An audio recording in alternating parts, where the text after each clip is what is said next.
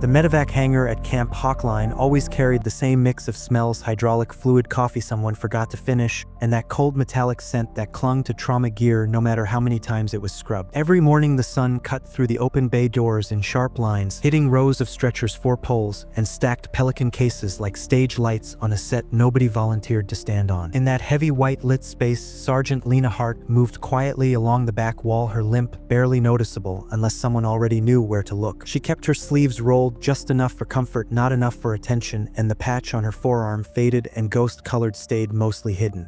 Most days nobody noticed her at all, but not today. Today, a visiting Special Operations commander stepped inside the hangar, took one look at her standing near the trauma bay doors, and told her this room was for medical staff only, and said that if she was admin she should step out. Heads turned, someone snickered, someone else looked away, and Lena did not move or speak or blink. She just stayed where she stood, and that one decision would change everything. Before the story begins, subscribe to Stories of Sacrifice so you never miss the military stories we bring, and tell us where you are watching from today. Sergeant Lena Hart had been stationed at Camp Hawkline for 6 months, working the hospital wing, medevac intake logs, and trauma documentation. She was not assigned field runs anymore, not after the blast 2 years earlier that tore through half a platoon and took a piece of her mobility with it. Doctors called her recovery unrealistic, and her unit called her transfer administrative necessity, but Lena called it quiet exile. She did not fight it or explain her past or correct assumptions. She simply worked, kept her uniform sharp, her boots polished, and her hair pinned tight while she moved with that controlled, barely there limp that only comes from someone who trained their body not to betray pain. Most soldiers saw her as the paperwork sergeant, and some whispered she was non-deployable since day one, while others said she was just here to take vitals and stay out of the way. Nobody wondered why a supposed admin sergeant wore reinforced boots, or why every movement she made looked like someone who once ran through hell with wounded over her shoulders. Nobody noticed the faded tattoo on her forearm, a nearly erased crest earned only by a few units that never spoke about their work. She did not hide it, she simply did not show it. The medevac crews were prepping for a readiness drill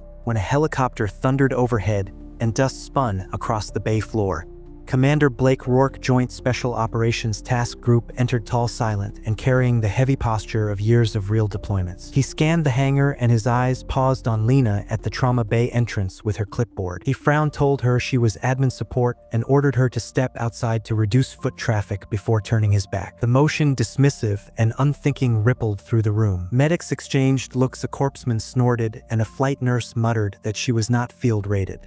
Lena heard everything but did not step out or argue. She stood steady and silent. Minutes later, the radio announced an inbound bird with 3 wounded, including 1 critical casualty. Shouting erupted, gloves snapped, carts rolled, and the trauma team formed up. A Black Hawk dropped in, kicking dust across the hangar as the wounded were offloaded. 1 Ranger was in bad shape, barely breathing, with signs of airway failure, spinal compromise, and major thoracic trauma. The perfect storm that kills fast unless someone in the room sees what nobody else sees. Lena stepped closer and Rourke barked at her to get out, but she rested her hand on the bed rail like she had done it 1,000 times. The young Ranger hit the table, almost gone, his chest barely rising and his airway collapsing. Nurses flanked him and the surgeon checked vitals while Rourke braced the rail. Lena saw instantly that his swelling was uneven, his breath collapse was imminent, and his eyes drifting. She had seen this presentation before, tension, pneumothorax, seconds before arrest. The surgeon did not see it yet, still calling for suction and scanning the wound. Lena spoke softly, telling him he was losing the airway window. He dismissed her and told her to step out. Rourke gave her a look of irritation and turned away. The Ranger's oxygen dropped fast. A tech whispered that he was crashing, and the surgeon prepared for intubation, though Lena knew they did not have those seconds. She stepped forward, calm and certain, and said, "Needle decompression now on the right side." The surgeon snapped at her, the monitor shrieked, and the Ranger's chest collapsed. Lena did not wait for permission and reached past the surgeon, grabbed the needle, and told him it needed to happen. Rourke moved like he was ready to pull her away, but the surgeon finally saw the truth and told her to do it. Lena moved fast and precise, landing the needle perfectly. A burst of trapped air exploded free, and the Ranger gasped a hard, life-saving inhale. Oxygen climbed, color returned, and the whole room exhaled except her. She stepped back steady while the surgeon resumed control. Commander Rourke stared at Lena like she had spoken a dead language and asked where she learned that, since it was not textbook. Before she could answer, her sleeve shifted and the faded crest on her forearm became visible. A flight nurse whispered that it was a dust-off Shadow Team crest. The temperature in the room changed instantly. Shadow Teams were not regular medevac and not admin and not basic medics. They were the ones who flew into gunfire, dust storms, and hostile valleys to pull wounded out when nobody else would. They were legends and ghosts, and the last mission Hart flew was the blast that almost killed her. People knew the story, but not the name until now. Rourke's jaw clenched, and he realized she had stayed for his men 2 years ago on a ridge in Sector 9. She did not confirm or deny anything.